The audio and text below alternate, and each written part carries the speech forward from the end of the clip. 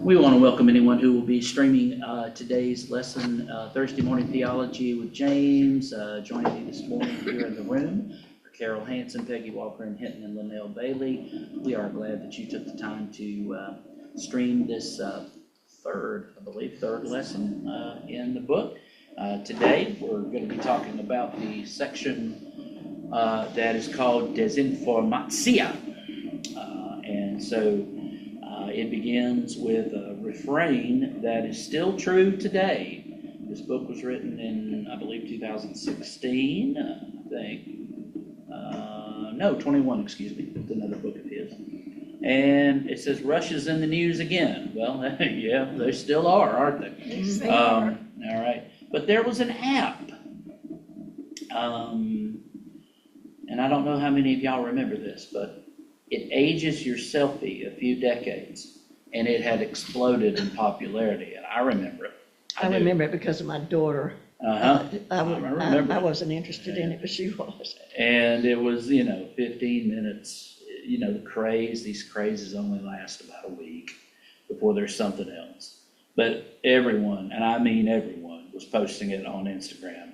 And so I love it. Well, I know what my friends are going to look like in 50 years. And so, but it was called FaceApp, and it was run by not just any Russians, he says, but the Russians. Mm-hmm. The app is harvesting mounds of data from users to some unknown, likely nefarious end, but then nobody knows, for sure. And then he goes into a history here of Russian activity, and I'm not going to take a lot of time to read it. Was any of that you found interesting? Anything catch your eye there about that? I wasn't aware. No. But I do like the quote from Gary Kasparov in the second full paragraph on page 50, where he says the point of modern propaganda isn't only to misinform or push an agenda, it is to exhaust your critical thinking, and then he said to annihilate truth. Mm-hmm. And in a book like this, it's Live No Lies, that's pretty important. Mm-hmm. And he lumps Russia's recent foray into digital misinformation, a fitting metaphor for the devil's assault on truth, and then goes into spiritual warfare and how we picture spiritual warfare, from Tolkien, to World War II, but it's not like that anymore, and it's certainly not in the Bible. Paul says he made a public spectacle of them, triumphing over them on the cross, and Jesus on the cross. Them is the devil and his horde of spiritual rebels, and that's what's called Christus Victor, which is Latin for Christ the Victor. It's one of the atonement theories about what happened on the cross. And many of them saw the devil's defeat as the primary, though not only, implication of the cross and resurrection. And then he encourages us to throw out our mental images of some popular images of war, like Saving Private Ryan. Carol, have you seen that? You haven't? Okay. It's riveting. Well worth the awards that it won. The very first scene, there's some people who can't make it through the first scene. Mm-hmm. It's the landing at Normandy. Mm-hmm. And it's so, unfortunately, realistically well done. When they drop the hatch on the vessels that are carrying the soldiers, mm-hmm. the bullets are already falling in, flying into the vessels. And it's really, if you can make it through that, you're good to go for the rest of the movie. But it's worth it. It really is worth it. And then, of course, The Lord of the Rings, which some people really get into, and some people wonder what's the hubbub. But it really is a wonderful series of books, particularly. So, as we know, programming bots and algorithms based on data harvested from Facebook, Google, and the corporate cadre of surveillance capitalism. And we are to imagine a Russian hacker holed up in St. Petersburg. I would say we don't really have to, that's some of it, but even people right here in the good old US of A are doing the very same. So, yeah, we want to be aware of that. The algorithms can work out when we are most, and did you know this? When we're most emotionally vulnerable and susceptible to manipulation. Then inject an emotion-loaded news story or alert link into your feed at just the right time to prey, P-R-E-Y, on your fear or desire and index you toward their desired behavior, opinion, or view. Most of the time is to get you to buy something. Or for me to buy something, okay? Especially Amazon, they know which buttons to push with me. But anyway, so if we're looking at the civil war in Syria, multipolar, more sides than you can even understand. Key players constantly switching sides, countries like the US and Russia aiding and abetting from the shadows, insurgency tactics on the ground, fighting from house to house, and it leaves anarchy and a wave of refugees in its wake. So, and I did not know this. At the very bottom of page 51, he talks about military theorists today are calling war in our century dirty war or asymmetric warfare. In the conventional wars of bygone eras, war was far more symmetrical between relative equals. There was usually a clear winner and a clear end to the war. I think that kind of stopped with Vietnam. I think that particular war kind of ushered in this new kind of, not like World War II. You know, It so, actually ended with Korea, because there was Okay. no end to that either. Korea, yeah. I gotcha. So a little bit further back, yeah. So, yeah, he says those days are over, you know. It's between large nation states like our country and small jihadist groups or online hackers. What good is an F-22 Raptor against a tweet or a Humvee with a 50 caliber machine gun against religious extremism? And he makes a very good point there. So all of that, he says, it's a war. It's a war between truth and lies. And now I'm going, since we're hitting a pretty, this particular section of this chapter, let's talk about what he talks about here. Any comments on these two pages here, 52 and 53?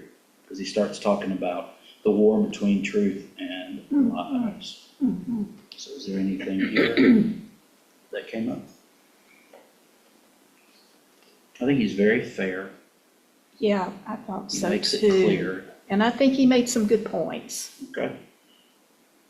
And keeping in mind that this isn't a book about politics. This is Right. just kind of giving an example about the war between truth and lies. And of course, he makes a decision about what people say and what they, you know, whether it's true or not. You know, I mean, that's just part of where, you know, whatever. So anyway, top of page 52. Yeah, 53, I think. Yeah, 53. Whatever your political leaning, surely you can agree that integrity is crucial to hold a nation together. Unless you think this is a not so subtle advocacy for left-wing politics, I promise you it's not. Please don't make assumptions about me because I'm from Portland. People from across the political aisle were distraught over our former president's lack of honesty. Okay, but again, he's just making that point that the devil is very much invested in lies over truth. And politics is a good place. Yes. To stir Or- up trouble. Especially in an election year. Absolutely. Yes, it is, especially in an election year. All right, so let's see. Republican Senator Jeff Flake said the year he was elected was a year which saw the truth, objective, empirical, evidence-based truth more battered and abused than any other in the history of our country at the hands of the most powerful figure in our government, so forth and so on. All right, alternative facts. That's what we've come to have here. All right, so unless you guys want to talk about Foucault and Derrida, which I figure you probably don't, I liked or it. Michiko Kakutani. No, But I liked his, I hadn't thought about it this way, but the very first sentence, the bottom paragraph, this is a cancer of integrity. Yep, it's infected both, and in the middle too. Yeah. Yeah, go ahead, bud. The thing that bothers me, one side says the other side's doing a bunch of lies. Mm-hmm. And they're both lying their faces off. Agreed. Mm-hmm. The piece that you just passed the person that was talking about Trump telling so many lies Yeah. wouldn't know the truth if it slapped him in the face. Okay. Everything about that man was a lie. Which man? Which man? But I'm sorry. Obama. Oh, But nobody wants to believe it. His own brother said he wasn't born in Hawaii. He covered up everything that he did in his whole life so nobody could get into it to check facts. okay. The Democrats are the lyingest bunch of people you'll ever want to meet. That's all I'll say about it. Well, I only passed it, not because it was Obama. I know why you passed it, because you didn't want to get in a big discussion on No, politics. no, you previewed this last night and when we were together at Bible study, so I was aware that it was going to, you were going to have some emotions about it, but the Republicans aren't necessarily telling the truth either. That's what I'm saying. Neither side is really telling the whole truth about anything. That's right. But the thing that gets me, Trump did nothing that Obama and them didn't do when they were in office. Right. But Trump's considered to be a dictator, where Obama was, he was just trying to help us out. But everything Obama did for 8 years was through presidential, whatever you call it. Yeah. They couldn't get anything passed in Congress and haven't been for the last 8 years. Okay. Very, very true. It's been a very difficult time. Very difficult time. Really since the second Bush pregnancy. Pregnancy. That would have been something. That would have been something. Presidency. It's really been something, because I remember when I moved up to West Virginia in 2005. That was the second Bush pregnancy. He did I did it again, Peggy. I don't hang out with too many women. Presidency. I have That's it. presidency. There we go. I mean, I remember paying $5.25 a gallon for gas. You remember that in that second, in the second half of Bush's second I quit. But I do remember that. It was terrible. I remember. It was, whew. So, yeah, it's been a mess, hasn't it, for several years on both sides of the aisle. Yeah. Actually, yeah. But let's look at what the New Testament, actually turning to page 54, talking about how we're living in the fallout of deconstruction. We have a great quote here from David Foster Wallace, unfortunately, who committed suicide shortly thereafter. Yeah. But when we're talking about the culture war, we have to talk about disinformation, wherever it comes from. I have yet to find a news network that I can get middle of the road. What they're saying is not true. What they're saying is not true. Here's the truth about the issues that plague us. I just can't. I want to, but they know what keeps you tuning in. But again, from the culture war, think about this, and I love when he gets to bullet points, I think these are where some of the gold are. These are the lies, are the ones inside our own heads, okay? More so than anything that former presidents, be they red, blue, whatever, green, here are the lies that can really get us. I can't trust my wife. She'll cheat on me just like my mom cheated on my dad. Good things don't happen to me, so why even try to be successful? I can't say or do anything that will make people upset with me. My best days are all behind me. If anyone actually knew me, they would reject me. So these types of lies prey on us indiscriminate of the stuff out here. These are bipartisan and they are brutal, okay? And in this cultural moment of truth decay, I like that, truth decay. Mm-hmm. I find Jesus' teachings on the devil and lies more plausible, insightful, and compelling than ever before.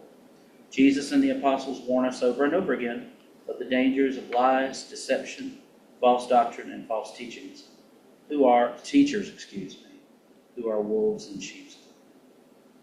And he did say shortly before he went to Jerusalem for the last time, he warned his apprentices, disciples, watch out that no one deceives you. And then he warned that false prophets would deceive many people, and because of the increase of wickedness, the love of most would grow cold. And guess what? We inhabit that. All right. But then even after Jesus was gone, the New Testament follows him up. And we have this long list, this great list here. Starting, do not be deceived. I tell you this so that no one may deceive you. All the way down into Revelation, where we see the unholy trinity of the apocalypse. They're masters of disinformation. The false prophet and antichrist deceive and delude and lead astray the nations. Satan himself deceives the whole world. So the picture is deception was a major issue in the first century. And guess what? It still is. Okay, yeah. Like Ecclesiastes, nothing has changed. Yeah, right. Nothing right, under the sun, Right. nothing new under the sun. Mm-hmm. So, unless you've got anything on these next 2 pages, I'll point us over. Again, he reminds us with that diagram that starts with deceptive ideas, the devil. That's where they come from. And then they become disordered desires, and that's our battle with the flesh. And then what becomes of that, in a world full of disordered desires, we have sinful society. And he says he's thoroughly made the point that the devil is a liar. Okay? But he's really good. He's a really good liar. It's not just that he's a liar. You got something? Yeah, go ahead. Is this sort of like what happened with the Jim Jones, David Koresh? Started out with a lie that turned into brainwashing, Ma'am. and then it was a Yes, mess. Exactly like that. Absolutely. Yeah. Jim was really popular. He had a big church. And he... It just amazes me how they could be brainwashed I know. into believing all this stuff that he wanted. Yes, ma'am. The way you get people to believe lies is throw in just enough truth. Yeah. To keep them interested. That's right. That's right. Absolutely. He's a good liar. And here on page 56, gosh, I can't read these pages. I know, I got George W. Bush having his second pregnancy, and I cannot read these numbers. See, I read it on my phone, on the Kindle app. So, it's all for Maybe me. need I don't have to cataract worry about surgery. that. Yeah. Oh, I hope not. No, the devil's well aware that the most effective lies are the ones that are mostly true. Here's a little free advice for those of you wanting to grow in the art of deception, Carol Taylor. Spin a tale in which 95% of what you say is accurate. Just make the 5% of inaccuracy the linchpin that undoes your mark. Okay? And the second thing, the next most effective lies are those that are true, but not the whole truth. They are one side of a two-sided conversation or an oversimplification of the complex reality in life.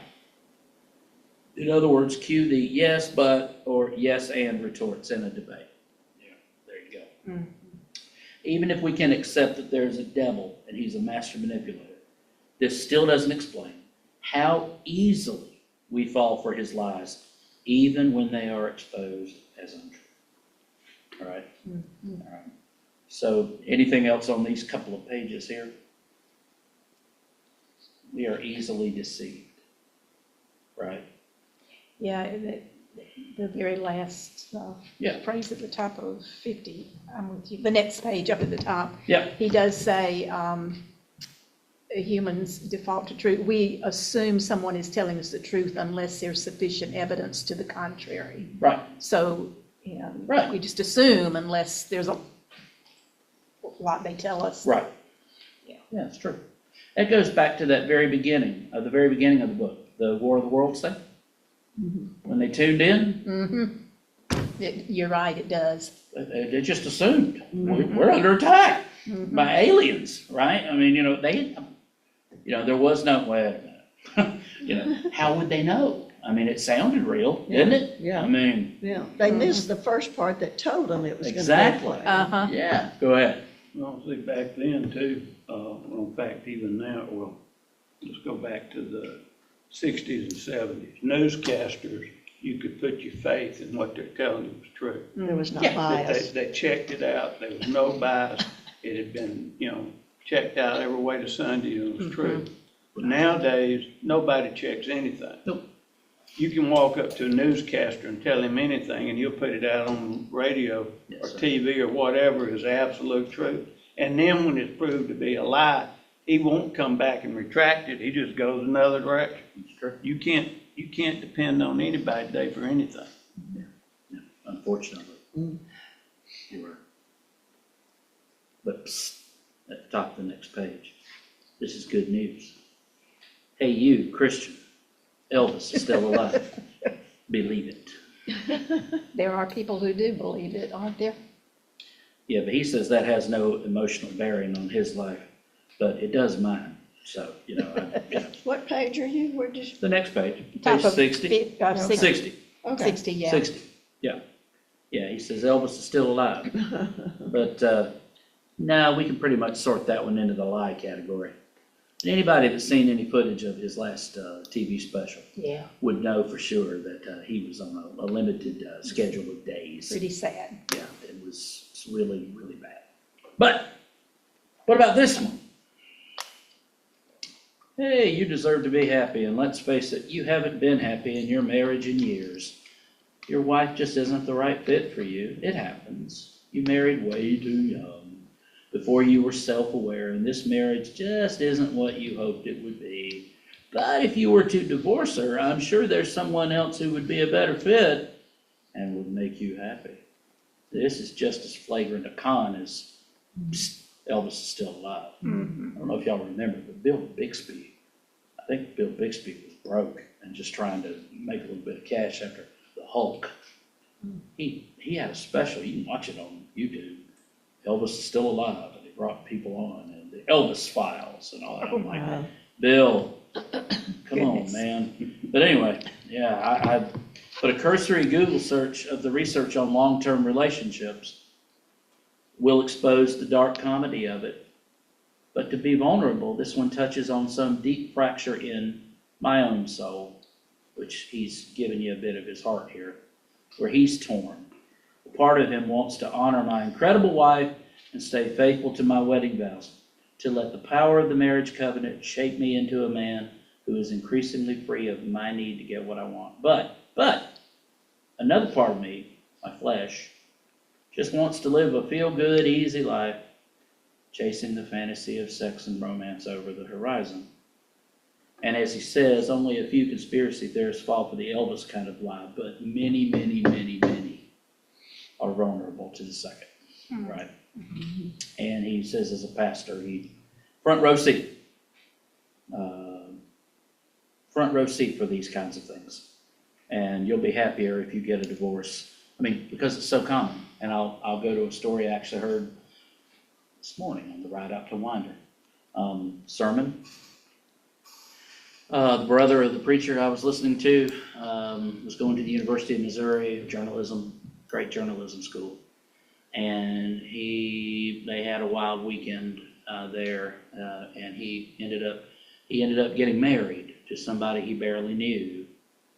And then within a week, they were going to get a divorce. And so he had called him and asked him if he knew a minister in town who could help him out. He was just totally devastated, that this was happening. And yes, he did know a minister. He went to sat with the minister, and he said, "What's your trouble?"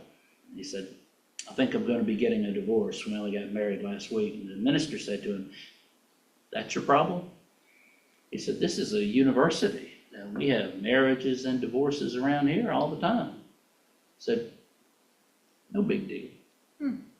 Preacher said he didn't know how many years it was before his brother walked back into a church, because he said he wanted somebody to take him seriously. And it was just kind of, well, it's no big deal. Oh, my goodness. It's no big deal. So It's so common, and it still is. Now, every marriage, and we got some wonderful examples in this church for sure. While every marriage is its own story, so many people initiated a divorce and a desire to be happy, but end up even more miserable, and then carry that regret to their grave. Okay, so let's see, I'm just scanning down through here. Yes, down here, Ignatius of Loyola, the Jesuit order, is credited with defining sin, and I really like this, as an unwillingness to trust that what God wants for me is only my deepest happiness. And please understand, he's not talking about happiness in the sense that we, the jovial kind of, happy birthday, that kind of thing, which is great, but this is why the devil's primary target is our trust in God. Remember, that goes back to the garden. Did God really say? That was the question he asked. Did God really say? You can't trust him, So if he can get us to doubt God and instead trust in our own inner intuition, he has us, right? Yep. Sin sabotages our capacity for happiness by appealing to our God-given desire for happiness via deceptive ideas. So, all right then. The question is, how do we sort it out, right? Fact from fiction. Jesus said, in speaking to the religious leaders, he said, your father is the devil. And what's underneath this is, in John's gospel where he says this, there were some questions about Jesus's paternity. Now, obviously, there would have been, because, wait a minute, we heard that his mom, that she was pregnant by some other man, because they would not have made the leap to, oh, God, because then that would have, ding, it would have went on. But he kind of had that reputation of being, who is his father? Someone said, isn't this the carpenter's son? Yeah, well, it might be. Even Luke says in the genealogy, he's the son of Joseph as it was supposed, that kind of, as it was supposed. But yeah, he says, you belong to your father, the devil. What a thing to say to Jewish scribes. And of course, he's alluding to the story in the garden. But, we late modern Westerners find the Garden of Eden story, and with it, the Bible as a whole, all too easy to write off as nonsense. There's a talking snake on page 3. But again, and I like how he points this out, chronological snobbery. We are so much smarter than anybody who's ever come before us, right? Yeah. I was going to say that I think a lot of the problem is we don't understand what happiness is. Yeah. We've been told so long that you buy this car or you get this house, Yes, you sir. live in this neighborhood, and that's going to make you happy. Mm-hmm.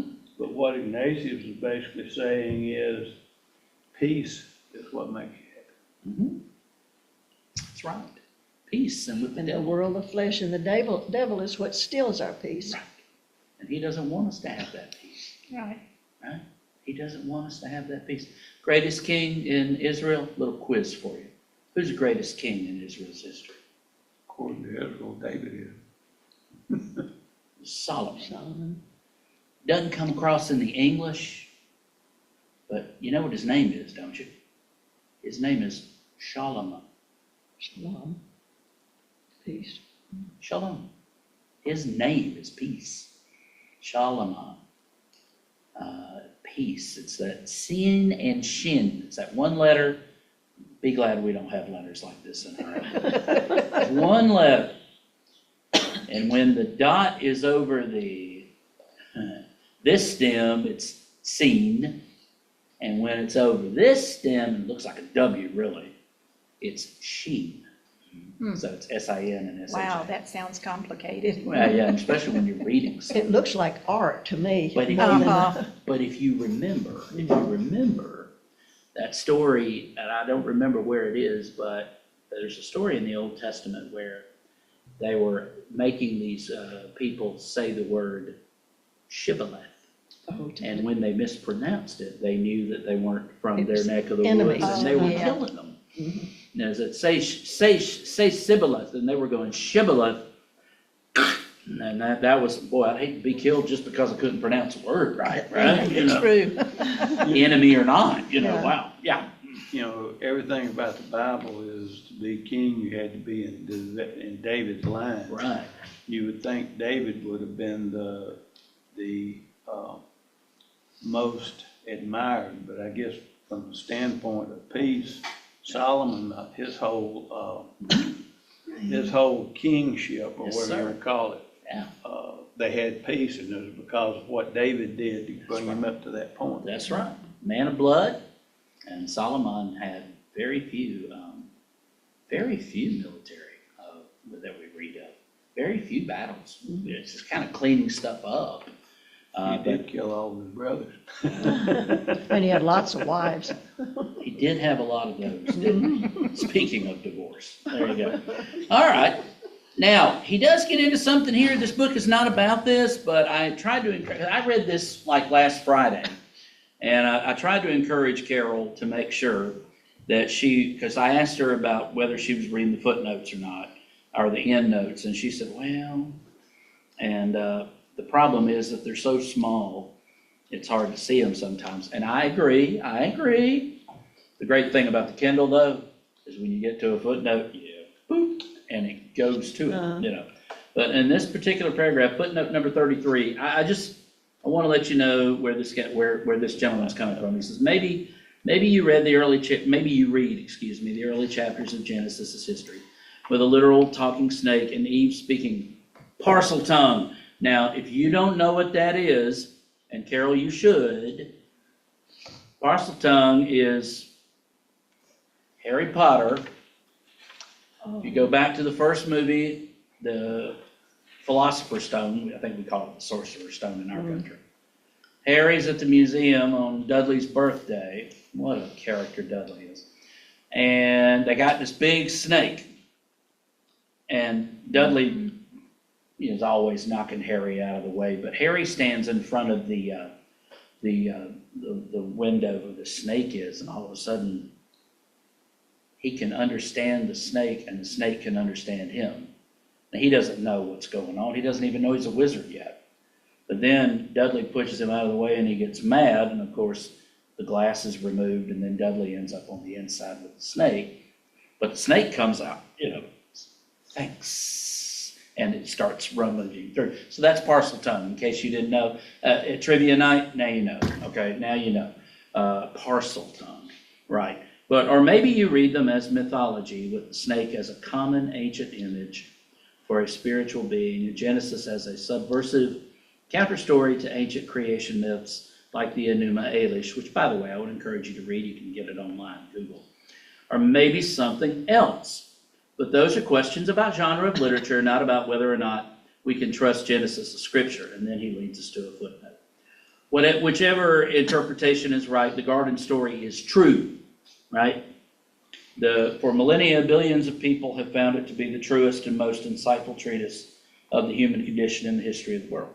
Now, I thought, since he said it, I thought about turning back here to footnote 33. I got to get to the chapter. Here we go. He has a lot of footnotes. Yeah. Because I think you need to read it. Because he says, that said, I'm well aware a lot is at stake with the Genesis narrative, and I don't mean to make light of the historical reading at all.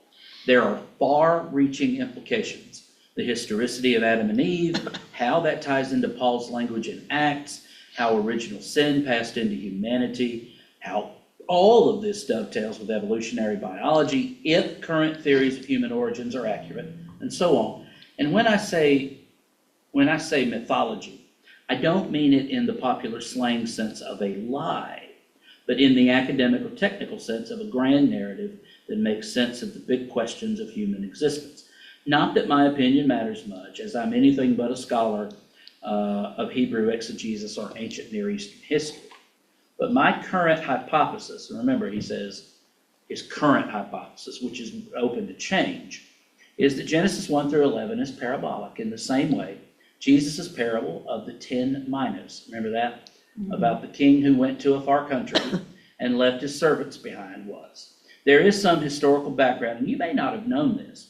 And actually, I had heard something about this earlier, but I'd forgotten. There is some historical background underneath that story. In 4 BC, Archelaus, son of Herod the Great, traveled to Rome to have Caesar crown him king of Israel in a dispute over who was the rightful heir to Herod's throne. But the way Jesus tells the story, it's not journalism. It's still clearly a parable designed not to teach history so much as to give the listeners a vision of life in the kingdom of God. My guess is something like that is going on in the early chapters of Genesis. So, okay, and do with that what you want. But I think it fills out that one paragraph very well as to where he is. And I'm not saying we need to necessarily subscribe to how he reads it, but that's just, I wanted to, if we hadn't read that, I wanted to make sure we did. So there you go. We can talk about Genesis later. Okay? So we're talking about truth. And let's turn over to the next page. I do not need, you said I need cataract surgery. I'm too young for that. Page 64, bottom. Okay. The Genesis 3 lie is the paradigmatic lie behind all lies, right? The deception, or really temptation, is and has always been twofold: to seize autonomy from God and to redefine good and evil based on the voice in our heads and the inclination of our hearts, rather than trust in the loving Word of God. And then there are 3 great questions here, and these are wonderful. Who is God? Who are we? And how do we live? Put it another way. What is the meaning and purpose of life? What does it mean to be human? And what is the good life? Right? Because God does want us to live the good life. He really does. I don't think he wants it the way the prosperity gospel puts it out there. But he does want us to live a tov life. That's a Hebrew word for good. And it was tov. Right? All right. So we ask, who is God? What is he like? And can I trust him? And the devil lies. He is an unloving, jealous tyrant who is holding out on you. You can't trust him. We ask, who are we? What does it mean to be human? Am I just an animal or something more? So then he says that the devil lies again. You're not just a human being with a place in an ordered cosmos over the creation, but still under the Creator. No, you can transgress your limitations and become whoever and whatever you want. Identity is self-defined. Morality is self-determined. Take control of your own life and you will be like God. And then this last set of questions. You can't trust God, but you can trust yourself. Your own wisdom and desires. Look at the bright, shiny thing, this tree that God said was off limits. Eat it, take it, seize it, do it, experience it. Or as I even hear some lovely people, disciples of Christ even, say, follow your heart. Your inner intuition is the most accurate map to the happy life you crave. Can I just tell y'all that that's not true at all? Right. Follow your heart. Yeah, Right. Yeah. because the heart is deceitful and desperately wicked. But, the basic answers of the Enlightenment, and we're all children of that, are these. Who is God? All of us. The line of, we heard it at the the Regional Youth Assembly a couple of years ago, the last time we went. We all need to get in touch with the divine spark that is within us.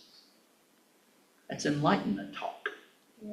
That the line of demarcation between the human and the divine is a Western illusion. The spark of God is in all of us. Okay, well, we are all made in the image of God. That's not the same, though. Mm-mm. Who are we? The Enlightenment says we're gods and goddesses, authentic selves whose desires are the source of all wisdom and direction, who must be free of all external authority to actualize our potential. And then how do we live? Be true to yourself. Carol, speak your truth. And don't let James tell you what to do. All right? All right? Does all that sound familiar? Yes. Remember where he lives? He lives in Portland. And that's one of the cities where, yeah, he's against the grain. He's fighting against the grain there, all right? And he's fighting hard. So, and then you've read this, all right? So turning over to page 68, just anything else on these pages? Carol, I've talked a lot. Talk some. Stir us conversation, I highlighted because you're the that. highlighter. Well, yeah, the second paragraph, modern secular society is the first to ever attempt to live as if there is no God, which is a disaster waiting to happen because the answers to the next two questions flow from the first. Right. What we believe about the good life is based on what we think it means to be human, which in turn is based on what we believe about God. That's right. Who is God? So that's an important thing for us to get straight, right? And he is, is there a creator and a creation? Well, yeah. If there's a creator, then there's design. And if there's design, there's intent. And if there's intent, then there's morality. But, and here's the rub, if there is morality, then there is accountability. And all human beings avoid accountability, which makes this a vulnerability that the devil can easily exploit. Because if there's no creator, and we got another Jurassic Park reference here. I made one last night, and here's another one. Yeah, it's the same guy too, Dr. Malcolm. He says that life just finds a way, right? If that's true, then there's no design, at least not the design of a wise intelligence. And if there's no design, there's no intent other than the propagation of the species. And now that the earth is overpopulated, we're free to jettison the intent of biology, right? And if there's no intent, then there's no morality. Who are you to judge me? Tell me what to do and limit my freedom. And if there's no morality, then there's no accountability. And we can do whatever we want. Right? But the problem is, and I'm skipping that paragraph there, and not because of any content, just, and he does throw, out to the cultural elites, the heart posture of for being free to live as we please, with no guilty conscience from within or legal restraint from without. But the problem is, if there's no accountability, then nothing is real. There's no reality. So maybe John Lennon was right. There's nothing is real and nothing to get hung about. Strawberry Fields Forever, which, by the way, is a really good song. But all we have left is Twitter feeds with alternative facts and French philosophers who deconstruct the world and leave it in chaos, or closer to home, we have broken relationships and a fog of confusion over the meaning of life. People living under the oppression of false narratives about who we even are. So, Nietzsche, he gets a lot of shtick from us because of his God is dead, but his was a mourning over that. He looked over the horizon to a post-God, post-truth world, and instead of liberation, he saw anarchy. True. After all, what happens at the end of the Genesis story? They die. Okay, so on that happy note, let's try to get out of this mess. Right? Yep. Let's try to get out of this mess. This is, whew, And our death is what the devil is after. that's right. That's what he wants. That's right. So, yeah, so a lot of good stuff there in that chapter. The father of lies, and he's a good liar. And we have to be careful, right? Indeed. All right.